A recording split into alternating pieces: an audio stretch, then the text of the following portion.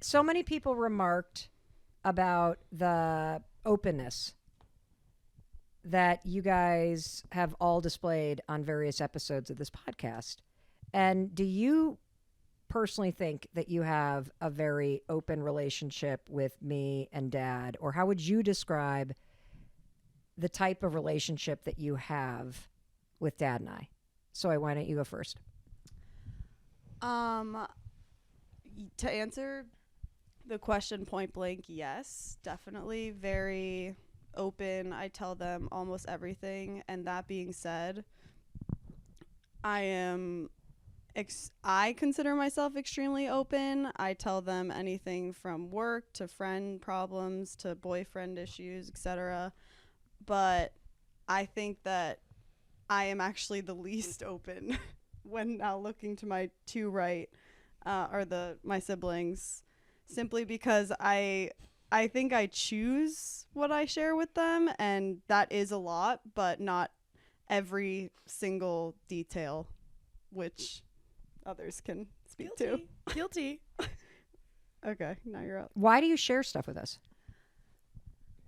I think that growing up, we always had a very open relationship, and I think one of the core things that you both instilled in all of us is you will never ever get in trouble for telling the truth.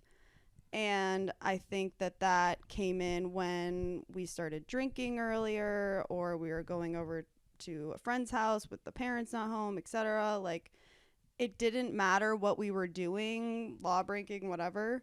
But if we were telling you completely upfront and honestly what we were doing, where we were going, who we were going with, or in general, like what is going on in our lives, then regardless of what it was, we would never be punished for that. And I will always remember I had an incident with my first time drinking where my dad picked up my dead corpse from a house, which I don't remember anything of. Because you blacked out. Because I blacked out. I drank a whole handle of vodka, and I'm the oldest, so that was my first rodeo. And I woke up in the morning and I was petrified, puke all over myself, sleeping on the window bench. And my parents said, we will never punish you for, well, first off, to backtrack, I thought I was just toast. Like, I thought I was dead meat. I was so scared. And then we all sat down in the screened-in porch, and they both said to me, we will never punish you for something that we also did as kids. And as long as you are open and honest about... That pretty much opens the door wide Oh, open. yeah, baby. I was running with gas after that. But after you guys said that, I just felt so much more at ease. And my punishment that day was actually going to a lacrosse tryout, which I yacked at several times. But then I looked at my other friends who would get in trouble and for drinking or for doing things we weren't allowed to, and they would immediately be grounded. They'd immediately have to stay home. They were restricted from alcohol. They were whatever. And that just kind of put a huge barrier between, I think, them and their parents, which was just, let's be sneaky, let's steal, let's sneak out, let's go to parties and lie about where we are. When I think from very early on, you both were very vocal about, as long as you are honest, you will not get in trouble. And I think that just eliminated the barrier between us completely. I think a lot of parents say that. I think that is every parent's throwaway line.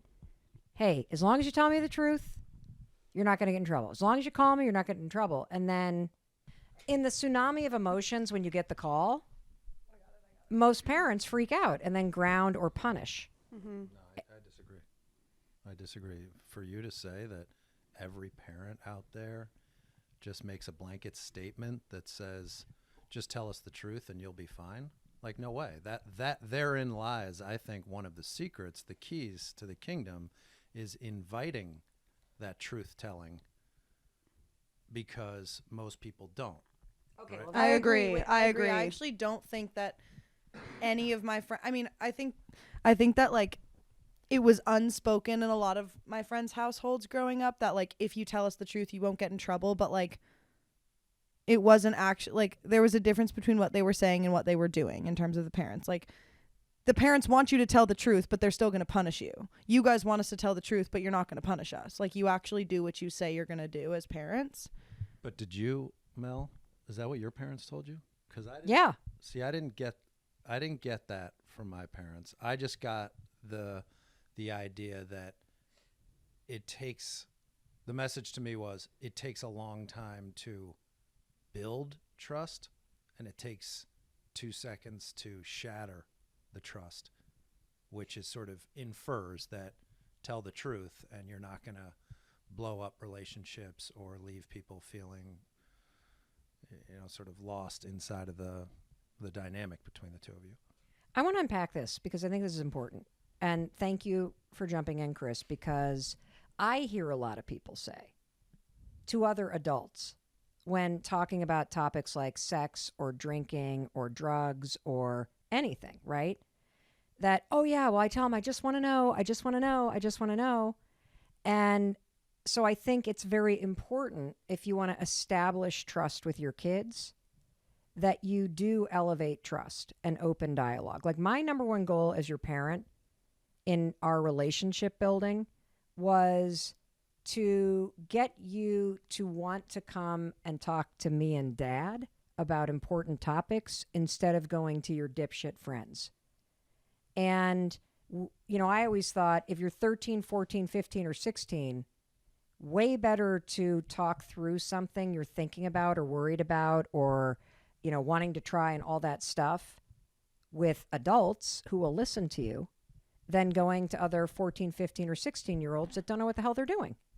I agree with that. And this was like sort of going to be my whole point about like why I also have such an open relationship with my parents, arguably too open. But, Definitely too open. yeah, don't take notes from me. I turned out fine, sort of. But TBD. what I was going to say is you were just saying like it's so much better for kids at that age to like go to their parents who will listen to them rather than their dipshit friends. But like that's the issue is that parents don't listen. And what I was going to say, my whole point is that there's a difference between like, I think that like my definition of listen as like you guys have defined what listen means to me. And it's like internalizing what we're saying. Like parents all around the world can just listen to their kid be like, I really want to go to this party tonight, like blah, blah, blah, blah, blah. Or like, can I please, like whatever it may be. Oh, I got too drunk at this party. Or, oh, I slept with someone before I was ready. Like there's a difference between hearing what they're saying and actually listening and internalizing how it's making them feel. Like I feel like every time we told you guys something as kids, you would actually like empathize with us and hear us and internalize it. And in doing that, you were able to like loosen the reins a little bit and let us fuck up and let us fail and let us, and instead of being like, you're stupid, you're being punished, that was dumb, you were like, let's talk about it. How is it making you feel? Blah, blah, blah. So you're saying in these conversations that we were having as you were growing up, you had that sense of feeling heard inside of... Yes. Absolutely. Oh. My dad is bawling. That's cool. Oh, Dad. I hate when you cry. I really wasn't planning on this. But no, totally. Like, I feel like most kids don't talk to their parents because their parents don't hear them and don't listen to them.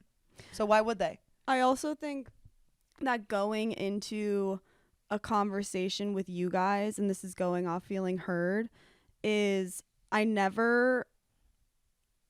think a lot of my friends, for example, whenever they would want to go on a trip or go to a party or do anything they want to do, and they already knew in the back of their head that their parents didn't want them to or were going to say no, they go into the conversation to talk about that and express how they're feeling. And as a kid, I think we all come from the exact same scenario where we want to explain why we want to go to this thing or go to this trip or why we should be able to do this, etc. But on the other end, the parents, like Kendall said, may be listening, but they already have an answer in the Their back of mind their is head. made Their up. mind is made up. There's no room for conversation or changing for, like, I'm just thinking about this. For example, this past summer, like, I really wanted to go to Nantucket. Our grandparents were coming. I always go to Nantucket for the 4th. And my parents asked that I not go, but I went into the conversation and knew that there was a possibility that I could in fact go, because I knew that they would listen to me. I knew that they would hear where I'm coming from. And it never, going into a conversation with my parents, felt like I was going to be shut down. And if I was shut down, I at least still got my point across, and they were able to sympathize with me and say, I understand why you're feeling this way, and this is why I'm still saying no. You ever noticed that right before you're about to go on vacation, there is a mandatory screaming match that you have to have with one another as you're loading the car? It begs the question, how do you get to the point where you can have open communication with your family?